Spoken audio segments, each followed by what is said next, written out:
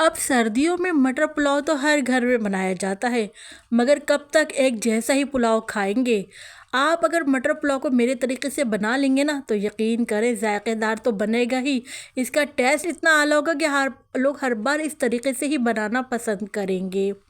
आप ज़रा इस पुलाव की लुक तो चेक करें। आप देख रहे हैं मेरे पुलाव का एक एक दाना अलग है और मटर का कलर भी ख़राब नहीं हुआ है। बिस्मिल्लाहिर्रहमानिर्रहीम, अस्सलाम वालेकुम। मैं हूँ समरीन अकमल।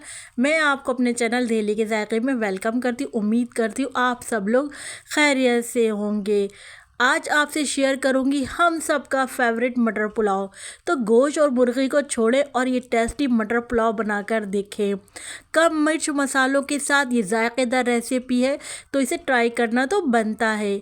आज इस मटर पुलाव को एंजॉय करेंगे हम शलजम के पानी वाले अचार के साथ।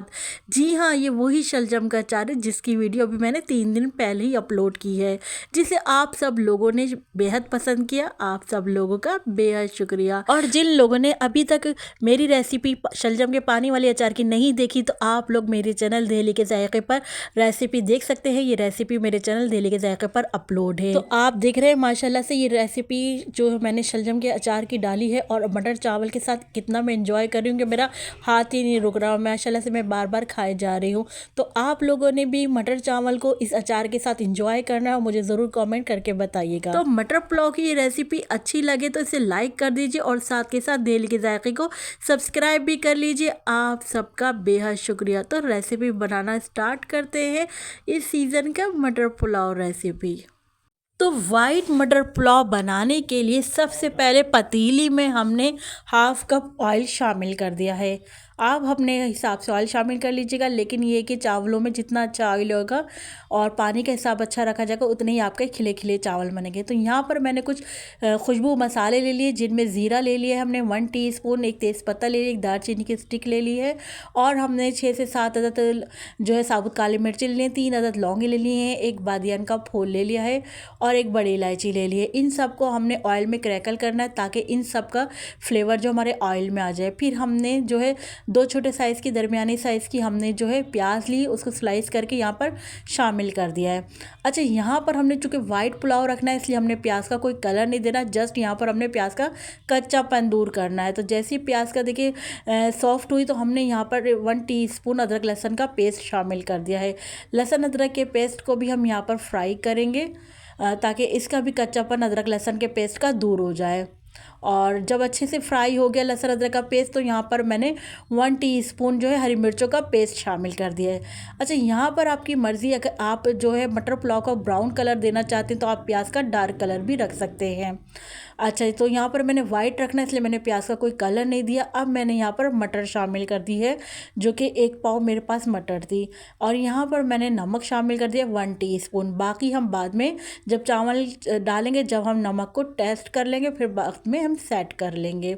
अच्छा, तो नमक डाल के मटर डाल के अच्छी तरीके से नमक को मटर में मिक्स कर लेते हैं यहाँ पर। अच्छा, तो अब अगर आपने हरी मिर्चों का भी यहाँ पर नहीं पेस्ट बनाना तो आप यहाँ पर हरी मिर्चें भी काट कर शामिल कर सकते हैं। अच्छे तरीके से हमने यहाँ पर मिला लिया इन तमाम चीज़ों को। तो यहाँ पर मैं 5 मिनट के लिए कवर करके रख देती हूँ मटर को सॉफ्ट होने तक के लिए। मिलते हैं हम आपसे 5 मिनट बाद। तो देखिए जैसे ही यहाँ पर 5 से 8 मिनट हुए तो मैंने यहाँ पर लिड हटाई और यहाँ पर हमारी मटर जो थी थोड़ी सी सॉफ्ट होने की तरफ आ गई थी। अब यहाँ पर हमने मटर को एक दफ़ा स्पून से स्टीयर कर लेंगे। यहाँ पर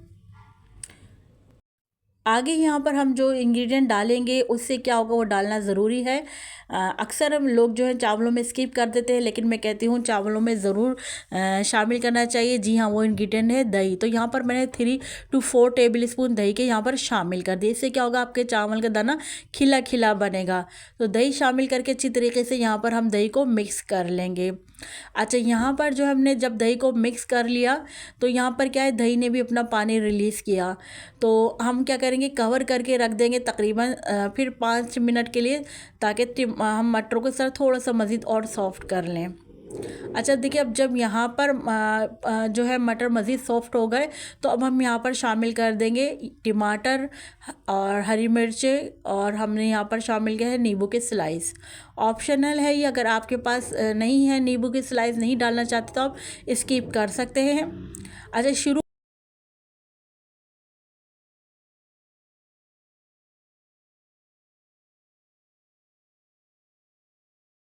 अच्छा, तो मैं आपको बता रही थी यहाँ पर हमने चावलों का पानी शामिल किया है। तो यहाँ पर आधा गिलास जो है पानी पहले से दही का मौजूद था, और मौजूद था 1 गिलास हमने और ऐड किया चावलों का पानी। टोटल यहाँ पर हमने 1.5 गिलास, आप समझे, चावलों के हिसाब से पानी शामिल किया है। अब मैं आपको यहाँ पर चावल दिखा रही थी, बासमती राइस है। तो ये हमने 1 गिलास जो है चावल लिए हैं।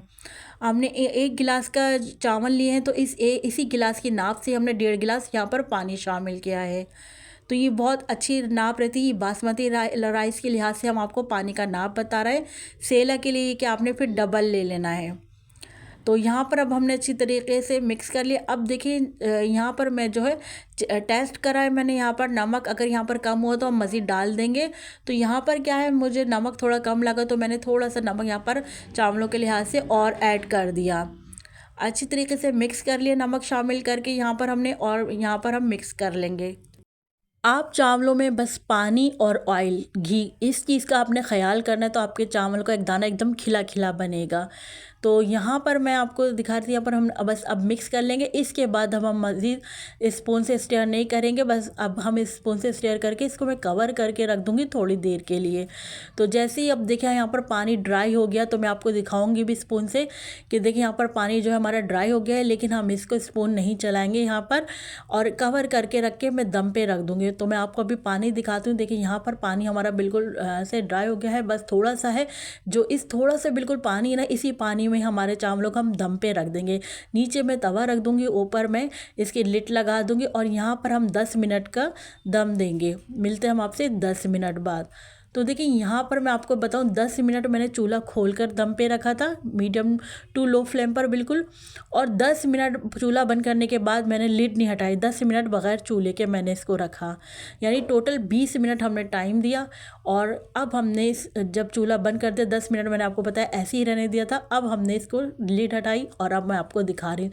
तो आप चेक कर सकते हैं, माशाल्लाह हमारे चावलों का एक एक दाना खिला खिला बना है, और बिल्कुल लॉन्ग राइस हमारे रहे हैं, कोई चावल का दाना नहीं टूटा है। वजह ये होती है कि जब आप लोग चावलों में पानी डाल देते हो तो बार बार स्पून से चलाते रहते हैं, जिससे क्या होता है, चावल टूटते रहते हैं। क्योंकि एक तो पानी में भीगने से चावल नरम पड़ जाते हैं, फिर दूसरा हम जब चूल्हे पे चावलों को डाल रहे होते हैं, पक रहे होते हैं वो पानी के साथ, तो मज़ीद सॉफ्ट होते रहते हैं। तो इसलिए बार बार स्पून ना चलाया करें उस टाइम आप लोग। तो ये देखिए हमारे ज़बरदस्त से मज़ेदार से मटर चावल आप देख रहे हैं बनकर रेडी हो गए हैं। जैसे हमने आपसे वाइट पुलाव बोला था, वाइट मटर पुलाव बनकर हमारा रेडी हो गया है।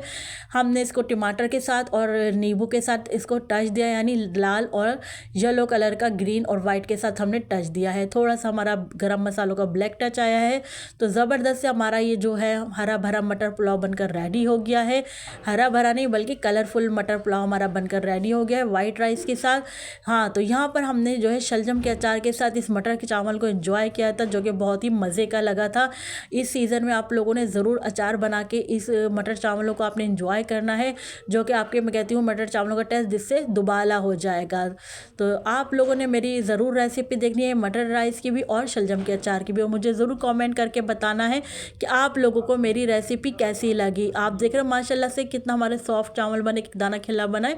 और आप यकीन करें, इस शलजम के अचार को मैंने रूखा भी खाया और इस तरह भी खाया न्यू चावल से, दोनों तरीके से बहुत मज़े का हमारा अचार लगा इस राइस के साथ। तो ज़रूर कमेंट करके बताइएगा आप लोगों को मेरी तमाम रेसिपीज़ कैसी लग रही हैं। तो चले चलती हूँ, क्योंकि मैं आप लोगों के लिए इसी तरह मज़े मज़े की यमी रेसिपी लेकर आप लोगों की खिदमत में हाजिर होती रहती हूँ। जब तक के लिए मुझे समरीन अकमल को दिल्ली के जायके से इजाज़त दीजिए। अल्लाह हाफिज़।